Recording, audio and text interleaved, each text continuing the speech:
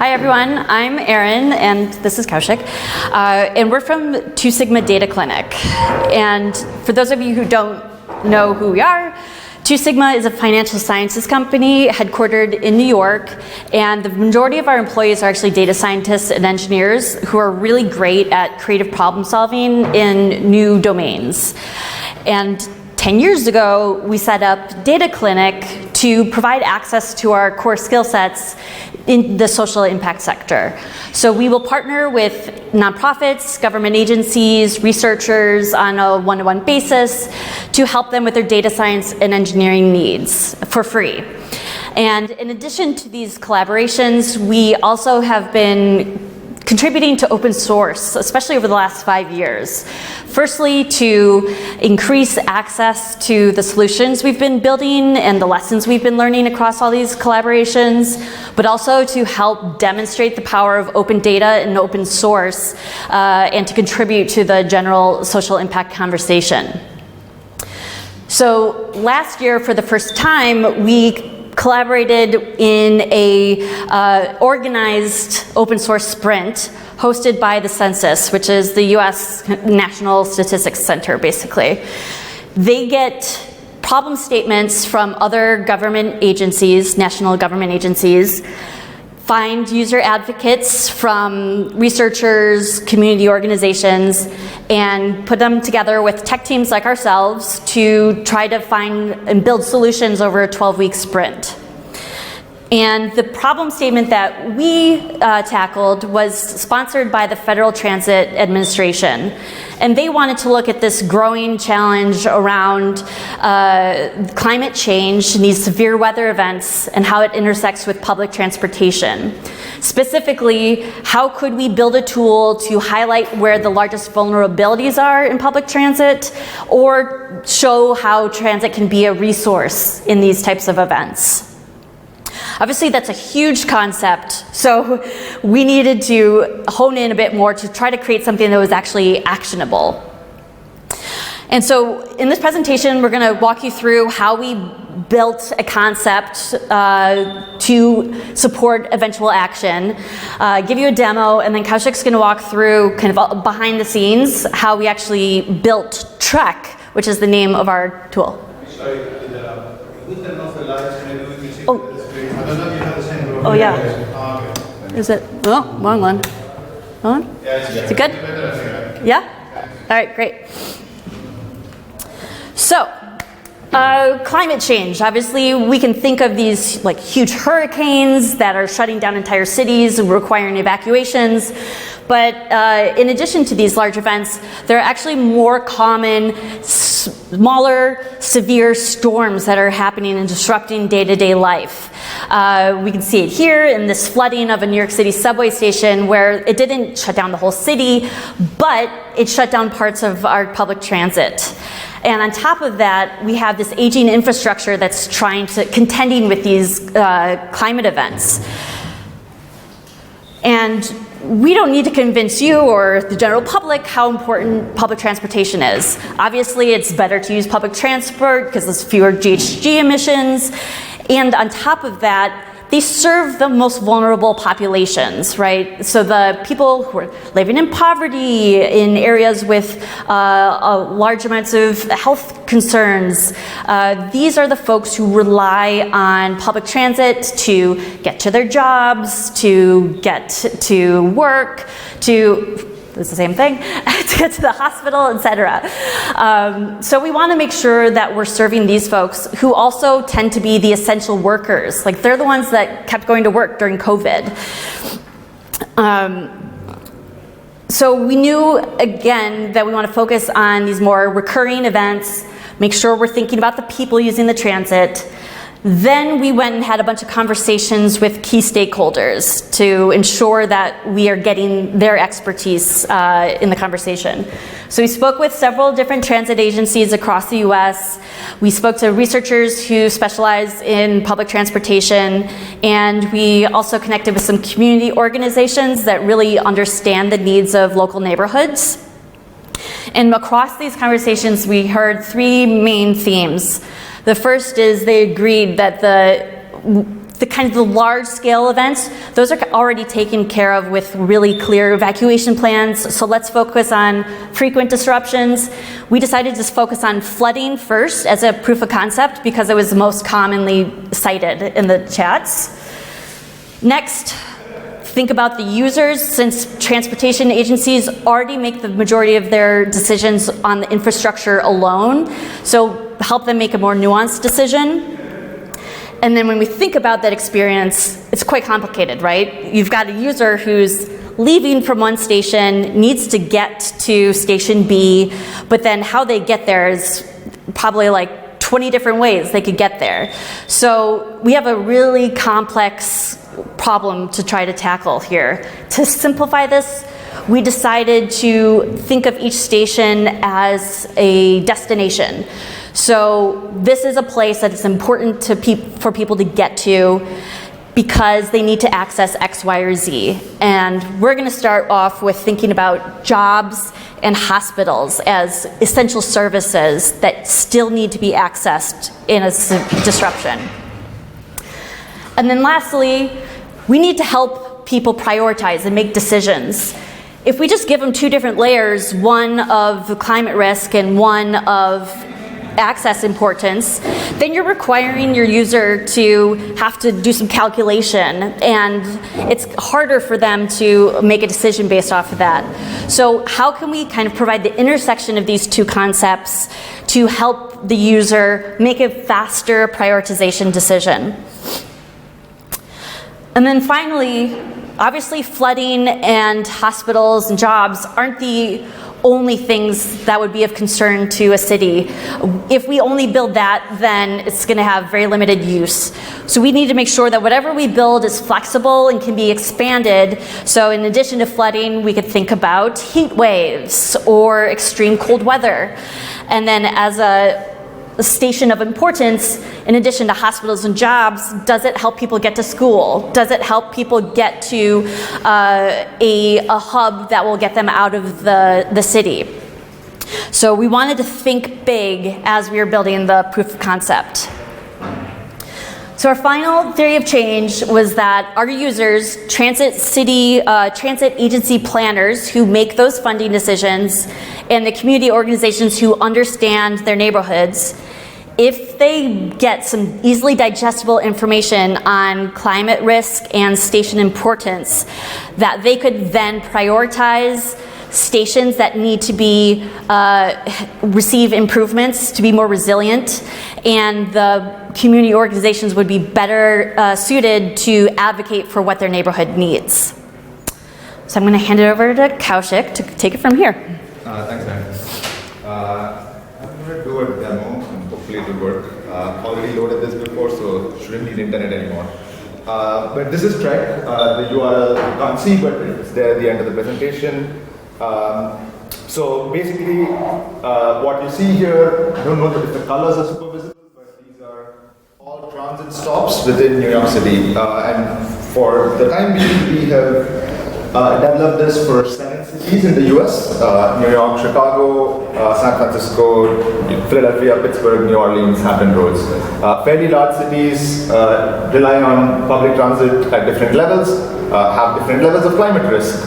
New Orleans is more commonly known as one of the places where hurricanes are very common and floods a lot, and they have made some significant improvements, but it's an important city in the context of climate change. And what you see here are all the points. When you see it on the web, it will be a lot clearer where each of these are colored differently. And we have this legend, which is a bivariate thing on the bottom. And basically what we are coloring each of these stops is based on 2 metrics. So firstly, on the climate risk metric, where we are currently looking at flood risk. And with respect to destinations, we're looking at access to hospitals currently, but we can also look at access to jobs. Or where vulnerable communities work. So we'll get into how these are calculated in just a bit. But what this tool allows a user to do is very quickly see, all right, I'm interested in areas which are at high risk of flooding, so I can easily filter this, and then look at also these locations which provide access to a hospital. And I'll define what access to hospital means, particularly in this sort of 3 cuts of it as like high, medium, and low in just a bit. But this allows you to very quickly identify all the locations in New York City which get you to an important destination, but is also at risk from climate change. And you can do the same thing with where most of the jobs are. If you're familiar with New York City, it shouldn't be a surprise. A lot of jobs are in Manhattan, but you can also very clearly see where the hubs are in other parts of the city, which you might not think as a job center. And this becomes even starker when you restrict the jobs to be jobs which are currently taken up by people who are on the lower end of the economic scale, vulnerable workers, vulnerable communities, essential workers, essentially. So this gives you an idea of where there's a greater need, also intersecting with risk from climate change. A couple of other sort of smaller features in this is the ability to filter by a particular route. So you can zoom in, see you're interested in this particular region of New York City, so you could, you can filter by just a particular route. So this gives you an idea of what the situation is along this one particular bus route. And for more information, at a station level, you can see that this is a station on Mermaid Avenue and West 20th Street, serves this route, has a very high risk of flooding, provides a really good access to hospitals, and then somewhere in between when it comes to jobs and vulnerable workers. And and you can also see sort of the summary at the route level. And these are important features, particularly when we come to making this useful for a transit agency, because a transit agency doesn't work at the unit of a particular stop. They are thinking about aggregates. So what is happening across the network? What is happening on a particular route? Like which are the routes which are potentially at greater risk? Like what are the sections of the route that we need to focus on and improve? So that's what we're hoping to sort of provide with this sort of view of a summary for the route, where you can see what the distribution of the risks and access lie along this route, and then very quickly visually being able to see that, all right, so this is B74 and this is what it looks like overall. Majority of the risk is actually in this section of the route and not in the other part of the route. So very quickly being able to determine which are the spatial regions where there needs to be infrastructure improvements to reduce the risk of flooding. In this case, we're looking at the coast, so it could be building better barriers or better drainage facilities and things like that. There are a couple of other things, such as we also have for New York City projected sort of flooding estimates, which the city's Department of Environmental Protection puts together. This data varies by city, but where applicable, this also provides, again, you can't see this very clearly because of the color choice that we've made, but this gives you, again, context of what happens with sea level rise scenarios. So by 2050, what is the flooding in the city going to look like during a storm? Again, for context, in terms of infrastructure, changes aren't built, just for now and just for tomorrow, but you need to think ahead in terms of what is the need going to be a couple of decades down the line, and how are we sort of accommodating for those needs. Going back to the presentation, so let's talk about sort of how we calculated all of this. And Erin spoke about this, but the key sort of idea to sort of simplify this problem is to think about a transit stop as an intermediary destination. So it's very hard to quantify sort of where everyone lives and where they're going and all the different places they're going and all the different routes they're taking. And that's complex. But to sort of simplify this, what we can say is, all right, to get to important destinations via public transit, they have to get off at some transit stop. So that is an intermediary destination. So we can think of the importance of a transit stop based on whether it provides quick access to these final destinations, which are, in this case, to start with, hospitals and jobs. For flood risk, we are looking at the flood risk in the vicinity of a transit stop, so like a walk shed around a transit stop and what the flood risk is. And there are some data sources for this which we'll get to. access to a hospital is based on walking distance from a transit stop to the nearest hospital. And then the metrics around jobs and vulnerable workers are based on the number of jobs within a 15-minute walk shed around a particular transit stop. When it comes to flooding, there are several different data sources available, but given the use case of this, where we're really trying to identify differences within a city, high resolution data is extremely important.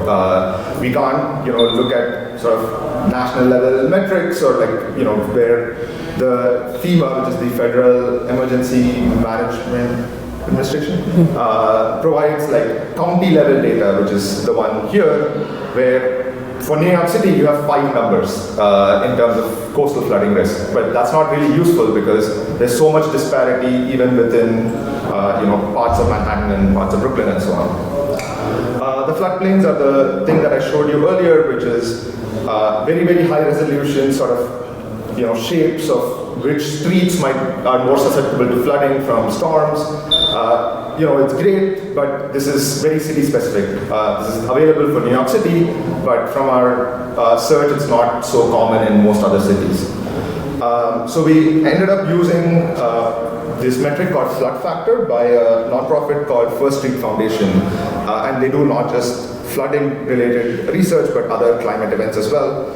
Where they publish national level data at the unit of census tracts, which are fairly small. Think of them as areas which cover about 8,000 people, 10,000 people. So they're fairly high resolution. For New York City, the number of census tracts is around 3,000. So you're able to get fairly high resolution information. And they cover sort of risk from flooding through various different sources, so from tides or rain or storm surges and so on. We spoke about this briefly, but yeah, basically for proximity to a health center or a hospital, we don't just look at straight line, we look at the street network from OpenStreetMaps and calculate the sort of 15-minute walk shed with some assumptions on walking speed, fairly sort of standard stuff. Especially in the US, and this is a fairly US-focused project so far, given our work with the Department of Transportation. US streets and street network varies a lot across cities, and US is not known to be the most walkable place, except maybe New York City. So it's really important that we don't make assumptions about straight line distance and actually account for the street network. For the jobs metric within a walk shed, there's a really interesting data set that the Census Bureau provides called the Origin Destination Employment Statistics, which basically tells us a spatial unit where people live and where they work. And we can basically merge these geographies with the walk shed and calculate the number of people working around a transit stop. Which basically gives us a count of how many jobs there are around a transit location. And we also have other data sets which look at the vulnerability of the population living in a particular area, which is a composite of multiple different things, which we can then layer on with the jobs data to look at what is the average vulnerability of the people working around a location, which gives us an estimate of whether it's the vulnerable population working here or the more economically well-off population working here.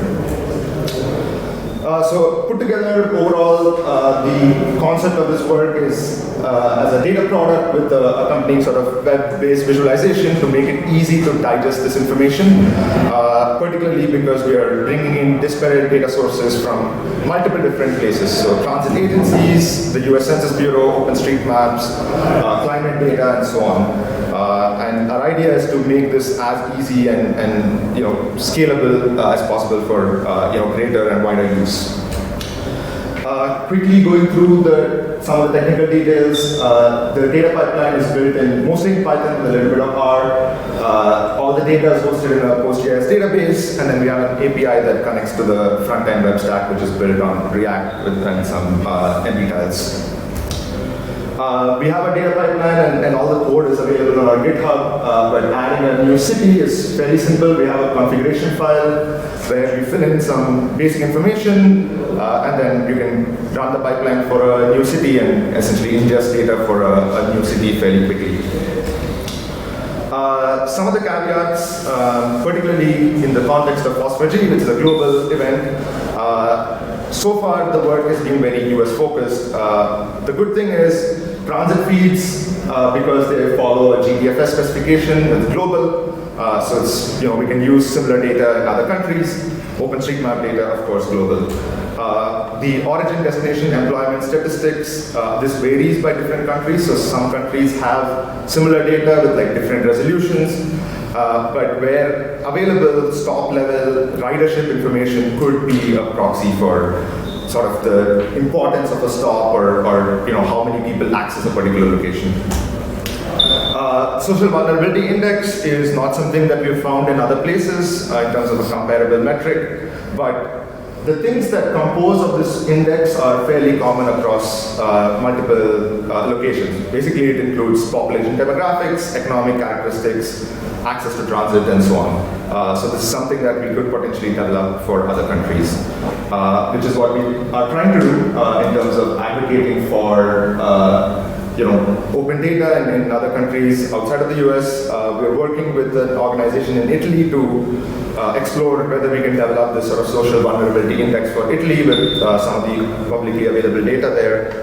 And First Street Foundation provides this really interesting climate risk data. We currently showed only flooding, but they have similar things for heat and fire, wildfire risk, and so on.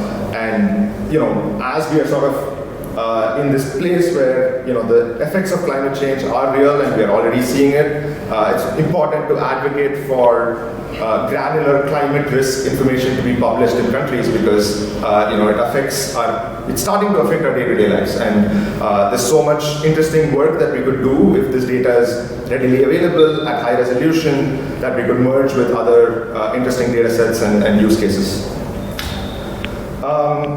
So far we have all of the code and data open source, and we have developed this for 7 regions. So this was based on a 12-week sprint that we did end of last year. And in the near term, we are looking to increase the number of risk measures. So currently looking at flooding, but expanding the climate risks and also the importance or access from a transit stop. Couple of technical improvements. We want to make our map stack a little bit more open. We are exploring using PM tiles there, but it's not ready yet. It's in a branch right now. And lastly, more importantly, we are looking to we are seeking partners to implement this outside the US because this is not a problem that's just for the US. Even though because of our collaboration, it's currently developed in a very US-focused way, but we think that there is application for this outside the US as well. So looking for people with local expertise and that could partner with us and support our work in getting this out in other places globally. Like I said, open source. Our GitHub is, I hope you can see it, it's tsdataclinic/TREC. If you want, you can come and take a picture here on the laptop later as well. The website is trec.tsdataclinic.com. And feel free to reach out to us if you would like to work with us on these projects. Thanks.